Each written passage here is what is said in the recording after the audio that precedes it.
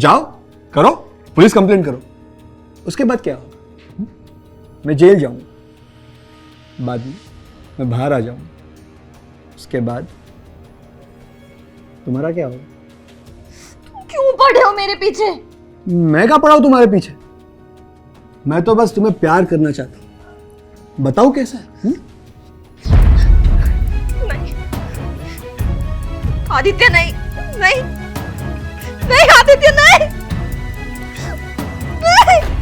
नमस्कार, मैं हूं रानी चैटर्जी और आप लोगों का स्वागत करती हूं क्राइम चक्र के नए एपिसोड में एक नई कहानी के साथ।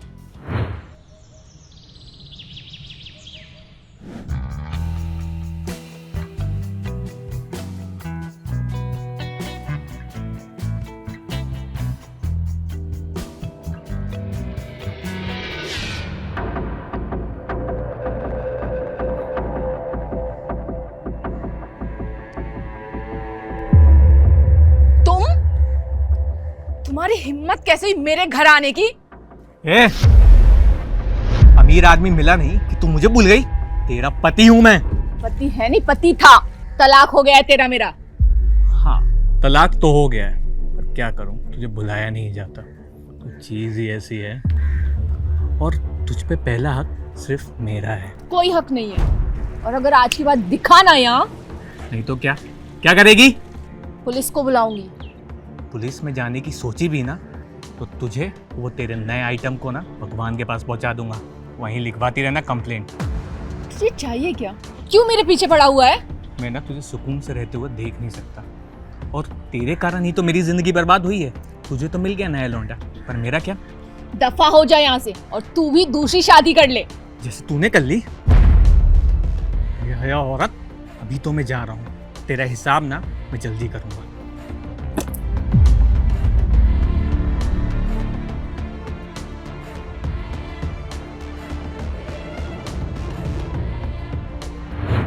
आखिर एक मर्द औरत को हमेशा अपनी जागीर क्यों समझता है? मर्दों को क्यों ऐसा लगता है कि एक समाज के इस बाजार में औरत एक ऐसा खिलौना है जिसे जब मन चाहे वो खेल सके और उसे जैसे चाहे वैसे रख सके, और जब मन भर जाए तो उसे फेंक दे, पर फिर मन मचले तो उसे दबोच सके। रेशमा और राजा का तलाक हो चुका था और रेशमा ने धीरज नाम के एक व्यक्ति से दूसरी शादी कर ली थी, पर उसका पहला पति राजा अब भी उसके पीछे पड़ा था और उसकी खुशियों में ग्रहण की तरह लगा हुआ था।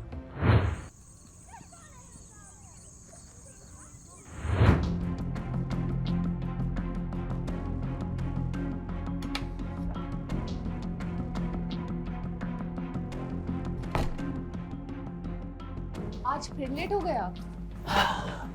अरे क्या करे, काम ही इतना है। काम के चक्कर में ना आप मुझे भूलते जा रहे हो।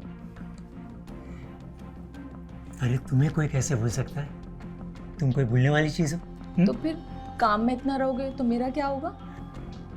अरे दिन में कमाने के लिए काम, और रात को तुम्हें लुभाने वाले काम।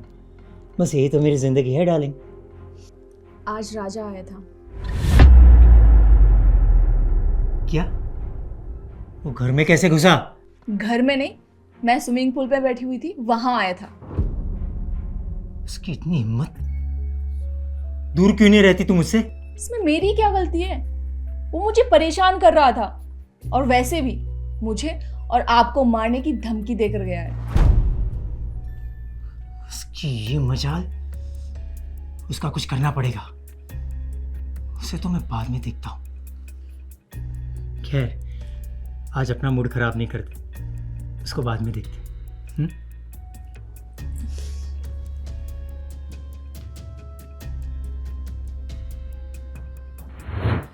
रेशमा अपने पहले पति राजा से डिवोर्स लेकर अपने दूसरे पति धीरज के साथ हंसी खुशी अपनी जिंदगी बिता रही थी, पर यह बात राजा को रास नहीं आई। आखिर क्यों इंसान जिसके इतने करीब होता है उसका ही दुश्मन बन बैठता है? जिसके साथ कभी जीने मरने की कस्में खाता है उसका जीना ही मुश्किल कर देता है। क्या यही इंसानियत है?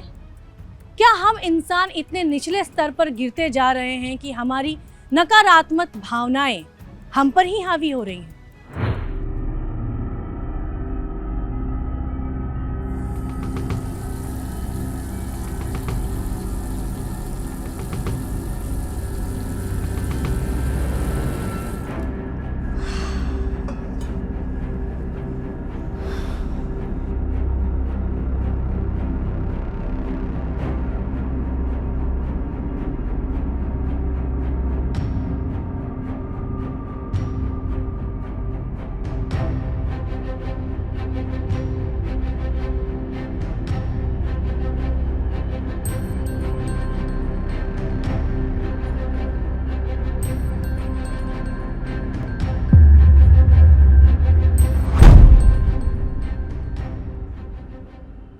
तुम्हारी बड़ी याद आ रही थी।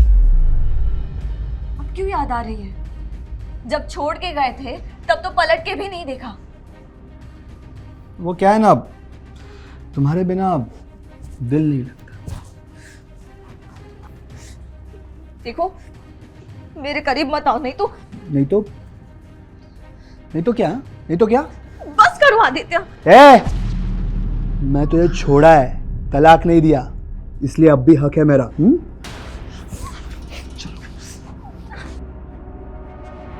धीरज, राजा और रेशमा की कहानी के साथ ही आदित्य और लेका की भी कहानी एक साथ ही चल रही थी। क्या ये सब कहानियां आपस में एक दूसरे से जुड़ी थीं, या ये दोनों कहानियां अलग अलग जुर्म की दास्तानों को अपराध के धागों में पिरो रही थी? आदित्य का यूं अपनी बीवी के साथ जबरदस्ती करना भी एक अपराध ही था, पर शादीशुदा जिंदगी में चार दीवारी के भीतर न जाने कितनी औरतें रोज ऐसी जोर जबरदस्ती को चुपचाप सहन करके आंसुओं की चादर ओढ़े सो जाती हैं।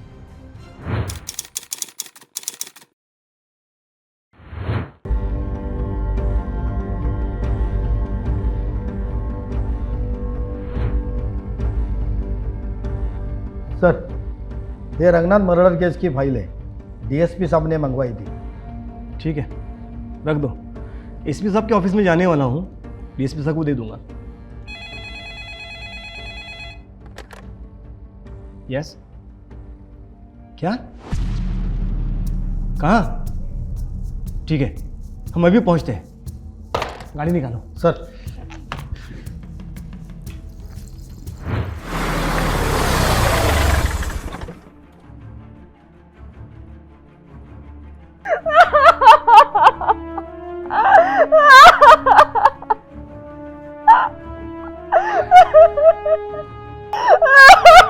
मैडम जी खुद को संभालिए और बॉडी को हाथ मत लगाइएगा, हमें बॉडी को चेक करना है।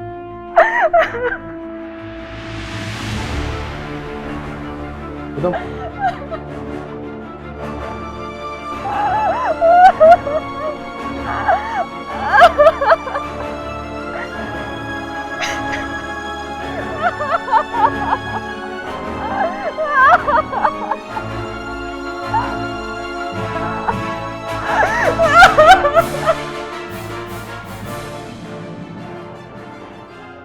सर, शायद सुसाइड है।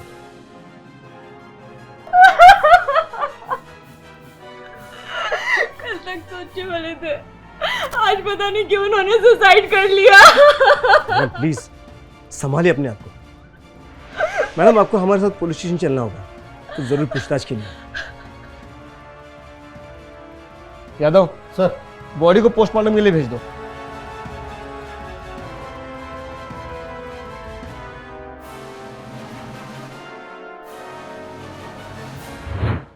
धीरज का यूं अचानक से सुसाइड कर लेना, ये बात हजम करना आसान नहीं है। आखिर क्यों कोई व्यक्ति ऐसे ही बिना वजह सुसाइड कर लेगा? खुद की जिंदगी खत्म कर लेना कोई आम बात नहीं है। इंसान किस हद तक मजबूर होगा जो उसने ईश्वर की दी हुई इतनी अनमोल जिंदगी को खुद से ही खत्म कर लिया, या फिर इसके पीछे कोई साजिश थी? आखिर ये आत्महत्या नहीं है तो आखिर क्या हुआ होगा धीरज के साथ? आइए देखते हैं आगे की कहानी में। रेशमा जी, प्लीज आप शांत हो जाइए। हमें ये बताइए कि ऐसा क्या हुआ था जिसकी वजह से आपके पति को आत्महत्या करनी पड़ी? सब कुछ ठीक चल रहा था। इन्होंने कहा कि इनके कुछ दोस्त आ रहे हैं घर पर पार्टी करने के लिए।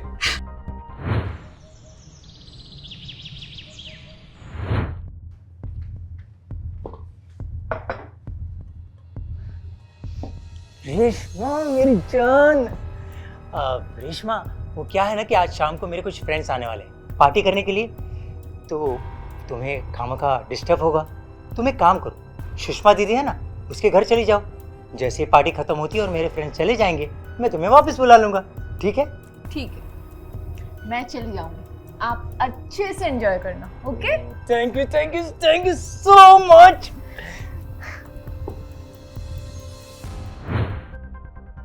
फिर मैं सुषमा दीदी के यहाँ चली गई। बहुत देर तक इनका कॉल नहीं आया तो मैं वहीं रुक गई। सुबह आकर देखा तो उन्होंने जहर खाकर आत्महत्या कर ली। आत्महत्या करने की कोई वजह, मानसिक तनाव या कोई मसला? जी, मानसिक तनाव ऐसा तो कुछ नहीं था, लेकिन हो सकता है मेरे एक्स हस्बैंड। Ex husband? जी, धीरज से मेरी दूसरी शादी थी। मेरे पहले पति राजा मुझे बहुत परेशान करते थे, फिर मैंने उनको तलाक दिया और धीरज से शादी कर ली। तो ये राजा का आत्महत्या से क्या लेना देना? राजा मुझे बहुत परेशान करता था। इस बारे में मैंने धीरज से भी बात की। धीरज ने कहा कि वो उनसे बात करेंगे। मुझे लगता है कि राजा ने ही मजबूर किया है धीरज को, नहीं तो धीरज कभी आत्महत्या नहीं करते। इस राजा को उठाओ। Yes sir.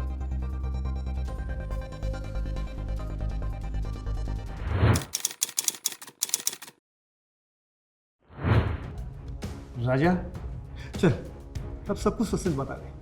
क्या मतलब सर? आप लोग मुझे यहाँ क्यों लाए हैं? मैंने क्या किया है? धीरज को जानते हो? कौन धीरज सर? हाँ सर, वो मेरी पहली पत्नी का दूसरा पति था, मतलब है। था? इसका मतलब तुम पहले से जानते थे कि वो अब इस दुनिया में नहीं है? क्या बोल रहे हैं सर? मुझे कुछ नहीं पता। तुझे हिंदी समझ में नहीं आती क्या? दूसरी भाषा समझाओ क्या? मेरा कहने का ये मतलब था सर, मुझे कोई आइडिया नहीं इस बारे में। आइडिया नहीं था? आए दिन तू रेशमा को परेशान करता था, उसके पति को परेशान करता था, इसके लिए उसके पति ने आत्महत्या कर ली। बोल! वो तो सर मैं ऐसे ही। लगता है सर ऐसा नहीं मानेगा, इसे आड़े हाथ लेना पड़ेगा।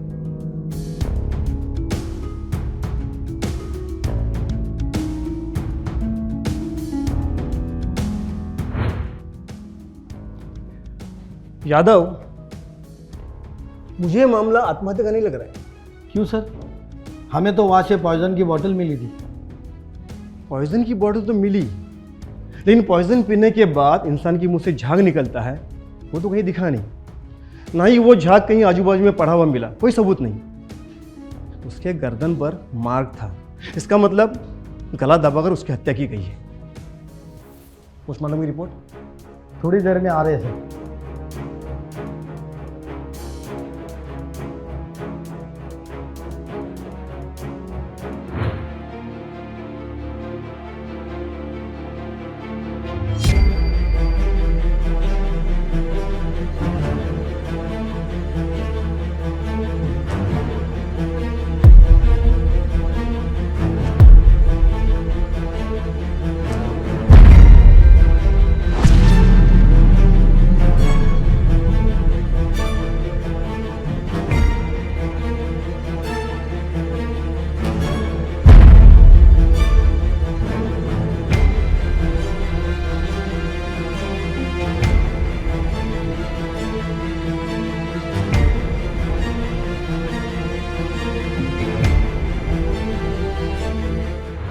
आखिर लेखा ऐसे चुपके चुपके रेशमा पर क्यों नजर रखी हुई थी?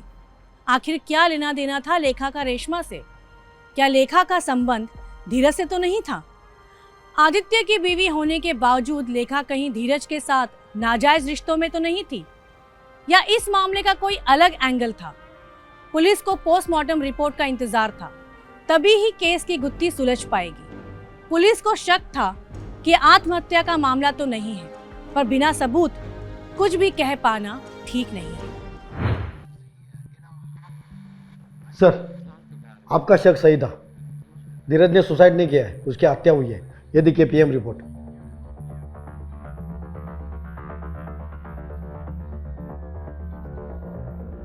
धीरज के गले पे निशान है, इसका मतलब किसी ने गला दबाकर उसे मार डाला है। रात के करीब 9 बजे। जी सर।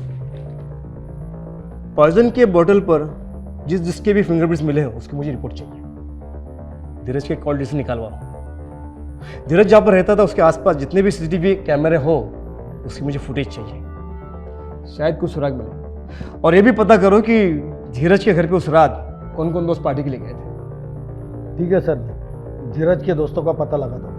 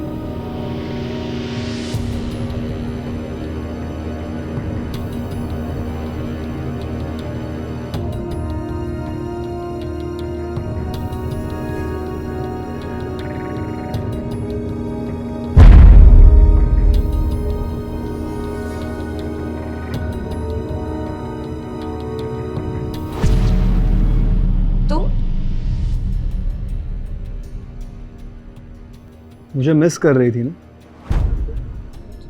तुम अंदर कैसे आए? मैं जब भी चाहूँ तुम्हारे करीब आ सकता हूँ, मुझे कौन रोकेगा? देखो, मैं पुलिस कंप्लेंट कर दूंगी तुम्हारी। जाओ करो, पुलिस कंप्लेंट करो। उसके बाद क्या होगा? मैं जेल जाऊंगा, बाद में मैं बाहर आ जाऊंगा, उसके बाद तुम्हारा क्या होगा? तुम क्यों पड़े हो मेरे पीछे? मैं क्या पड़ा हूं तुम्हारे पीछे? मैं तो बस तुम्हें प्यार करना चाहता हूं, बताओ कैसा है? नहीं आदित्य, नहीं नहीं नहीं आदित्य, नहीं नहीं। एक तरफ धीरज की मर्डर मिस्ट्री सॉल्व करने के लिए पुलिस सबूत जुटाने में लगी थी, वहीं दूसरी तरफ आदित्य अपनी बीवी के साथ ज्यादती कर रहा था। आखिर क्या राज था लेखा की जिंदगी का? आखिर किस तरह वह धीरज से जुड़ी थी और क्यों आदित्य उसके साथ ऐसे पेश आ रहा था? क्या ये सब कड़ियां कहीं जुड़ी हुई थी या ये मात्र दो अलग अलग कहानियां थी? पुलिस ने धीरज के घर के आसपास के सभी सीसीटीवी फुटेज तलाशने की कोशिश की, पर आसपास कोई सीसीटीवी कैमरा न होने की वजह से पुलिस की ये कोशिश नाकाम रही। पाटिल साहेबांना द्या। सर मुझे आपसे कुछ बात करनी है। प्लीज बैठिए। अच्छा और रेशमा जी आ गए, मुझे आपसे कुछ जरूरी बात करनी है। आपके एक्स हस्बैंड राजा को हमने इंटरोगेट किया, लेकिन हमें उससे कुछ हासिल नहीं हुआ। आपके पति ने आत्महत्या नहीं की थी, बल्कि उनका मर्डर हुआ, गला दबाकर उनको किसी ने मार डाला है। ये क्या कह रहे हैं आप? रेशमा जी, ये लीजिए पानी पीजिए प्लीज।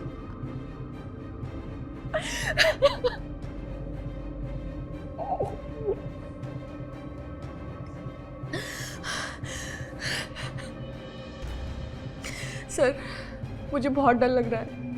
कल मेरे घर के बाहर एक औरत मुझे छुप छुप कर देख रही थी और जैसे ही मैं बाहर गई तो वो चोरों की तरह भाग गई। अब बिल्कुल चिंता ना करें, हम उस औरत का पता लगाएंगे। हमें ये बताइए कि आपके पति के साथ उस दिन पार्टी में कौन कौन शामिल था? सर मुझे कोई आइडिया नहीं है। मेरे पति अपने दोस्तों के बारे में कुछ भी शेयर नहीं करते थे मुझसे। ठीक है, अभी आप जा सकती हैं। जैसे हमें कुछ पता चलेगा हम आपको इन्फॉर्म करेंगे।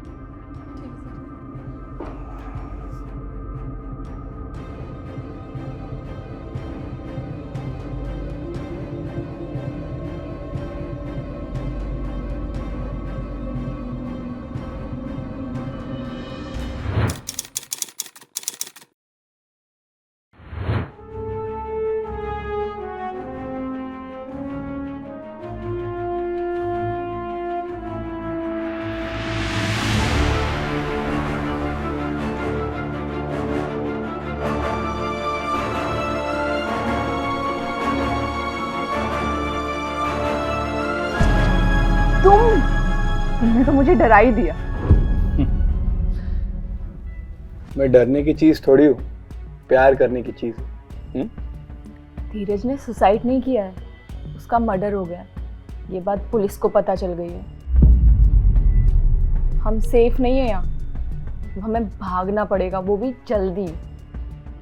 ठीक है, कल सुबह होते ही निकल जाएंगे, पर अभी रात तो बीतने दो।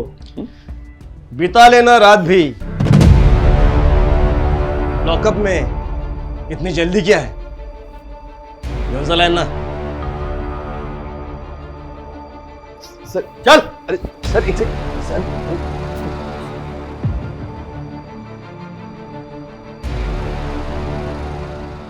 पुलिस इंस्पेक्टर के कहने पे पीएसआई ने धीरज और रेशमा के कॉल डिटेल्स निकाले। धीरज के कॉल डिटेल से तो कुछ पता नहीं चला। रेशमा की कॉल डिटेल्स में एक नंबर से बार बार बात हो रही थी और मर्डर होने से थोड़ी देर पहले भी रेशमा की उस नंबर पे बात हुई थी। वो नंबर था आदित्य का। काफी कोशिश के बाद धीरज के घर के पास एक सीसीटीवी कैमरा पाया गया, जिसमें आदित्य और रेशमा एक दूसरे से मर्डर के थोड़ी देर पहले ही मिलते पाए गए थे। और इंस्पेक्टर ने जो ग्लास रेशमा को पानी पीने को दिया था, उसके और पॉइजन बॉटल के फिंगरप्रिंट्स मैच हो रहे थे। तभी पुलिस का रेशमा पे शक यकीन में बदल गया। धीरज को क्यों मारा? बोलो। सर, मैं और रेशमा एक दूसरे से प्यार करते थे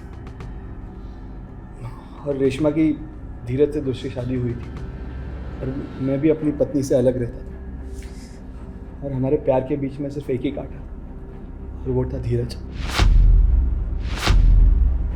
उसे मारे बिना हम एक नहीं हो सकते थे। इसलिए उसको रास्ते से हटाने के लिए उस रात हमने उसकी चाय में बेहोशी की दवा मिला दी और जब वो बेहोश हो गया तो आदित्य ने रस्सी से उसका गला घोट दिया। मैंने चाय में बेहोशी की दवा मिला दी है, वो चाय पीकर बेहोश हो गया।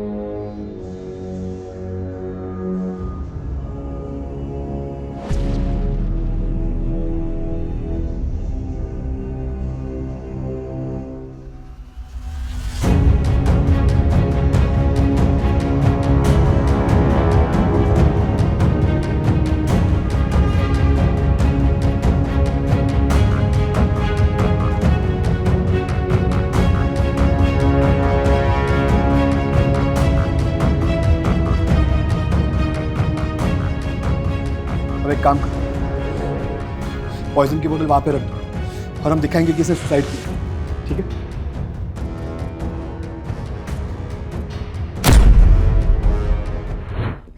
फिर पॉइजन की बोतल हमने बाहर रखी और सोचा कि इसको सुसाइड डिक्लेयर कर देंगे। हलवा है, गुनाह करके उसको छुपाना। मुजरिम कितना भी शातिर हो, कानून से बच नहीं सकता है। तब तुम दोनों इस जेल में अपने पाप की सजा भुगतेंगे।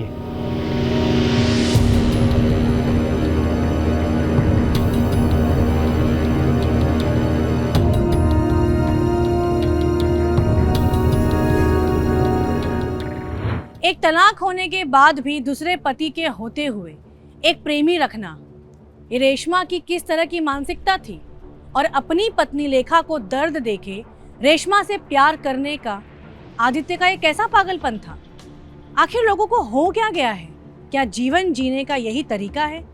हमें एक ऐसे समाज का निर्माण करना चाहिए जिसमें हमारे आदर्शों और उसूलों से अच्छाई की महक आए, ना कि गुनाहों की बदबू। और इसी के साथ मैं रानी चैटर्जी विदा लेती हूँ। फिर मिलेंगे क्राइम चक्र के अगले एपिसोड में एक नई कहानी के साथ। तब तक सतर्क रहिए, सावधान रहिए और देखते रहिए क्राइम चक्र। जय हिंद।